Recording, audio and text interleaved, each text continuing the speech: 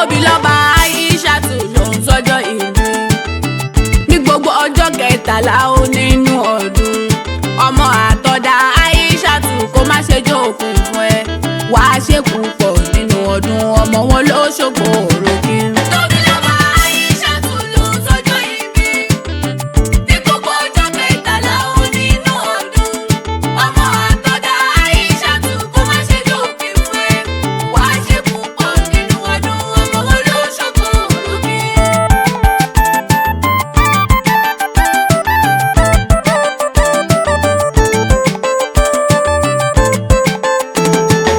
Tobiloba Aishat ló ń sọjọ́ ìbí àríkẹ́. Tobiloba Aishat ló ń sọjọ́ ìbí ní gbogbo ọjọ́ kẹtàlá nínú ọdún. Ọmọ àtọ̀dá Aishat kó má ṣe jókòó fún ẹ, wá ṣe púpọ̀ nínú ọdún, wá ṣe púpọ̀ nínú ọdún. Ọmọ wọn ló ń ṣògo òròkì. Tobiloba Aishat ló ń sọjọ́ ìbí àríkẹ́ lé. Bẹ́ẹ̀ ni àmì àṣẹ. Ọmọ ìdùnnú mọ́rí àmọ́ mo tún dé lákọ̀tún. Ọ̀tún ọ̀tún ṣálórin wa olóye ló lè yé. Ẹ̀bùn lórin mọ́rí àmọ́ àyànjú ràn kọ́. Ó tó lẹ́bùn tọ́lọ́ ń fún mi, mo mọ rírì ẹ̀.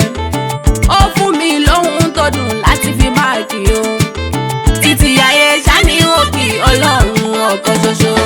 Tobiloba Aishat ló ń sọjọ́ ìbí ní gbogbo ọjọ́ kẹtàlá nínú ọdún. Ọmọ àtọ̀dá Aishat kó má ṣe jókòó, ọmọ ní jókòó fún ẹ. Nínú ọdún ọmọ wọn ló ṣògo òròkì. Ó tó lọ́pẹ́ Aishat Tobiloba mi. Títóbi Ọlọ́run mi pọ̀ lórí ẹrú ẹ̀ tó dá.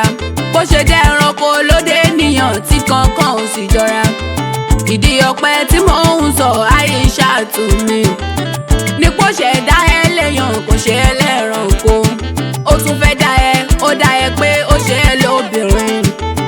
Sínú ẹbí aláyọ̀ fámílì Àtàndá, àrídùnnú ló jẹ́ fún wọn nínú ẹbí ọ̀hún.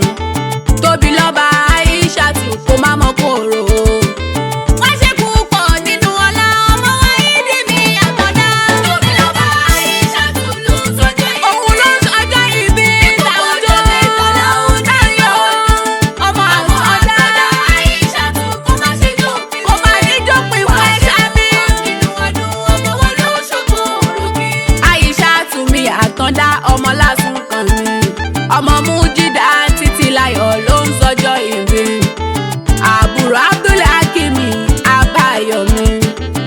Àbúrò Rihanna Aládùkẹ́. Òun mà ní Aishat Tobiloba mi. Gbogbo 13 of August mà lọ́jọ́ ọ̀pẹ. Bó ṣe lé Aishat many happy returns. More wisdom and understanding ó máa níyàn kú. Ìràwọ̀ ẹ kó máa wọ̀kùn lọ́la láìla. Wá ṣe púpọ̀ nínú ayé, ọmọ wọn ló ṣògo òròkì. Tobiloba Aishat ló ń sọjọ́ ìbí. Gbogbo ọjọ́ tí lọ́wọ́ kò fà lọ́jọ́ pẹ́. Ọjọ́ kẹtàlá nínú ọdún. Ó sọ pé ó jọ pẹ́ lọ. Àtọ̀dá Aishat kó má ṣe jókòó, kó má ní jókòó ìwọ ẹ̀. Wá ṣe púpọ̀ nínú ọdún, ọmọ wọn ló ṣògo òròkì. Ọjọ́ kẹtàlá nínú ọdún ṣálọ́jọ́ àmì fún ẹ. Ọjọ́ tó ké wáyé ní ìkókó Aishat mi. Wá dàgbà dògbò láyé ọlọ́lá wọn òbí. Bàbá tó bí ẹ dára níwà abiyamọ màá ní. Ó tó lọ́kàn nínú ẹgbẹ̀rún abiyamọ ayé. Mo ló tó lọ́kàn nínú ẹgbẹ̀rún láwùjọ bàbá. Lórí fífún láyà tó dá ìyá níyà àwa. Àlìyájà títí láyọ̀ Mújídà màá ní. Àyàrè lọ́jọ́ ogun lè nílé lásùn kan mi. Àtàndá Abdulhaidi ní bòńbà tún táyé wa. Nígbà ẹgbẹ̀rún sínú ayé ìwọ lòun máa fẹ́. Ó níwà ẹ̀tẹ́ mi lọ́rùn. Ó níwà ẹ̀tẹ́ mi lọ́rùn Mújídà tún mi. Àwọn màlúbáríkà tóbi kò máa yàn kú. Ìyá Báyọ̀mí Abíọ́lá owó màmá Aisha.